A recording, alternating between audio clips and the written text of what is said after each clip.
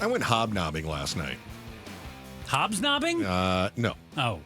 No, she was the celebrity that was not there. So there's this new restaurant that's opening in Arcadia, and I was invited to go to, I don't know if you call it a soft launch, a publicity launch, whatever it was. There was this thing going on last night, and there were very notable people there, and they hired me to bus tables. So I go there, and have you ever run into a situation where suddenly you find that you are not prepared to tip in a scenario where you should be prepared to tip? Like you didn't have the cash? Correct. Ooh. So I pull up, and they go, "We have valet parking." And I went, "Great." Uh-oh, I don't have any cash on me. Wow. So I valeted. What do you do? What do you do? And then I went inside. You had a friend or two there, right? Becky Lynn wants to know what I do, too. We've all been in this situation. I hate it's that. complimentary valet parking. No, it isn't. I can't afford that because I don't have a tip. Right. But I feel like the valet is one place where I do tip. Right. Like and I always do $5. What do you do? That sounds about right. Yeah. Is that right? Yeah. In general, when I have it, at least 2 or 3, I like to do 5. You only do one way though, right? You don't Yeah. give I don't them give 5 them for when the I get drop off there. and 5 No. for the pickup. Only on the pickup. They better take care of my car. They get, I felt a little bad because it was a different guy that went and got it than the guy that went and parked it. But I thought, bet they're pooling them. I think they're pooling them. Comes out in the wash anyway, right? Yeah. So whatever. So anyway, I go in. I had a great time. It was wonderful. It's a U of A bar. So Joe, you would not like it. No. Pablo and I. Sorry would be you allowed had in to there. deal with that. Yeah. So it was super. I'll be back, but fortunately, it was across the street from a Safeway. So I excused myself in the middle of this grand opening to walk through across the intersection in the heat to go to Safeway to pay $3 to U.S. Bank to use their ATM. I probably could have just bought something and gotten cash back, but You anyway. were just a giver. So I did, but then I came back and I was like, all right, I got to set this $5 aside for the valet guy. And then I thought, well, I have had a couple of drinks tonight and I haven't left a tip for the bar, so I had to throw tips in for the bartender. You didn't end up with a tip at the end of the night for the guy again? No, I did. I made sure Okay. I saved it back, but I thought, good thing I went and did that. A lot of people want tips these days. Yeah. But I think there are some where I expect to tip. I expect to tip the bartender. Mm-hmm. I expect to tip the wait staff. I expect to tip my barber. You didn't expect to tip a valet? I do expect to tip the valet. Okay. What I don't expect is when I go to a little neighborhood bistro and I stand there and they say, "What can we get you?" And I say, "I would like a sandwich." And they go, "Okay." And then they spin the screen around and they say that, would you like to add 25, 35, or 50% tip? Oh, you didn't have the custom option? I figured that out. Mm-hmm. Yeah, it took me a few tries, but I figured that out. And then they're like, looking for the custom option, are you? Bet that's not to leave 75%, is it? Right? The other day I had the plumber out at my house. They hand me the tablet at the end. Didn't. Are you kidding me? Oh, yeah. It was on there. You leave a little tipski-do after you Is sign. that right? Yeah. Yeah. The plumber who's making $125 an hour wants a tip? Well, I don't know that the plumber is getting that. I know the company's getting that kind of money. I don't know. Those plumbers make really good money. The other thing, he makes a good point, too, when it comes to some of these tips. Not all of the tips, especially if it's one of those spin-around dealios, not all of those go to the staff. Some of those just go into the corporate piggy bank, and then they may decide that they're going to say, hey, at the end of the month, we did some good tipping, and everybody gets an extra $50. Yeah, well, you brought in an extra $4,000, and everybody gets an extra $50? Come on. And also, I've heard that because it's on that program, the platform. Yes. They're getting a little They jingle of are. that as well because, convenience. That's so true. It's Square is the company that does that. And Square gets a cut out of every transaction. And so the higher the transaction, because it's a percentage cut, 2-3%, the bigger the tip, right? So the more they can throw on there, even if it's just an extra 15 or 20% on every transaction, that's an extra 15 or 20% on their total profit. Well, no wonder they want the options to be 25, 30, 50% and not custom or 10%. Did you see, though, that the tipping stuff has made it into the campaign stump speeches?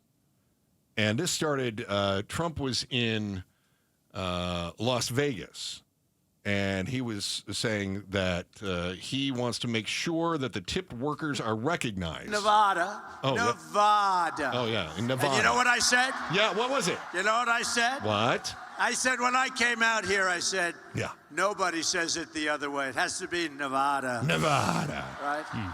And if you don't say it correctly, Yeah. and it didn't happen to me, but it happened to a friend of mine, he was killed. Yeah, His friend was killed? he's buried in the tee box at Bedminster. He said He said Nevada the wrong way? Nevada. You're saying it wrong, Joe. Maybe I'm going to be... You're about to be executed. Nevada. So he's in Las Vegas, and he says, when I'm president, I'm going to eliminate income taxes on tipped wages. And then Kamala Harris in Las Vegas, which is where? Nevada. I thought you were going to have her saying it. That would have been impressive. No.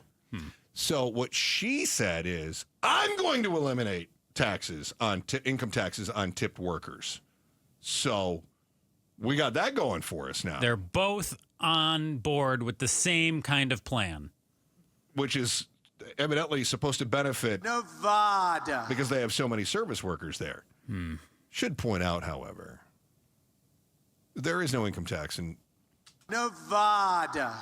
also, in the state of Nevada. they have, this is never going to get old. If you think I'm going to stop doing this, you're wrong. They also have no sub-minimum wage for service workers. So, for instance, in Arizona, one of the proposals that we're going to be voting on is whether or not to raise the minimum wage for service workers, or if we can create the most complicated formula anyone's ever heard of, where if service workers make more than 25% less than the minimum wage, then they could receive 25% less plus tips on but mixed with, I think they get an educational savings account thrown in because everybody gets an extra one of those this year. So they get like $10 an hour, roughly? If they don't make $15 an hour, if they don't with their tips. Then they get, if they make $15 an hour with their tips, then they only make $10 an hour, something like that. Only in Arizona, man. Only in Arizona, where we have to do math to figure all that. It's the silliest thing. Anyway, in Nevada. they don't have income tax, state income tax. So they do have federal income tax, and tip workers are supposed to pay their federal income tax. Joe, Chris? you've been to Las Vegas a few times. Once or twice. Yeah. You cruised up I-11 up to, 93? Oh, yeah. That goes from Kingman on into Henderson, past the Hoover Dam. Love it. You've crossed that line, that sign that says, welcome to... Nevada. That's when I get excited. Do you tip with a credit card or you tip with cash? Credit card, usually. Do you? Well, usually, because I like to use my cash for table games and things like that. When you tip a dealer, credit card? Chip. Chip. Very good. So if you're playing slots and somebody brings you a drink, I know, non-alcoholic. You don't have to clarify. I did for you. Cash. Cash. Okay. Do you think that cocktail waitress claims that? Never. income? The general rule that I've heard when I talk to people is they have to declare their credit card tips. Because there's a paper record of it. And by doing that, they don't have to declare their cash, and they never do, and they never get caught on it. It's kind of an understood rule, They isn't it? legally are supposed to if they make over a certain amount, but nobody does. It's like the things that I do, like when I walk Pay your into an landscaper. establishment and sneak around and maybe don't pay or things like that. Like, really wasn't supposed to do that, but I can get away with it. A week or so ago when I attended the card and shoe convention, remember? Why didn't you just pay the entry fee? What? I was following my friend. It was $40 to get in. It was expensive. Probably would have had to tip the person behind the box office. So you just didn't pay the entry? Wouldn't that be like me sneaking into a Cardinals game because I want one of those delicious cotton candy burritos? No. Why is that different? Price of admission. Oh. You decided you're too good for the price of admission. There were no seats where I went. Oh, that's the difference. You would have taken up a seat, of I course. see. You wouldn't Okay. have. There's no standing room. I see. Yeah. Okay. All right. Yeah. I didn't take a seat from anybody else. What if I don't want Everybody to pay got for my in. movie ticket until I see the movie and make sure that it's worth the price of admission? I've only done that once. See, this guy. Thanks for watching The Chris and Joe Show. Click to see more from Chris and Joe, and tap the button in the middle to subscribe to KTAR News.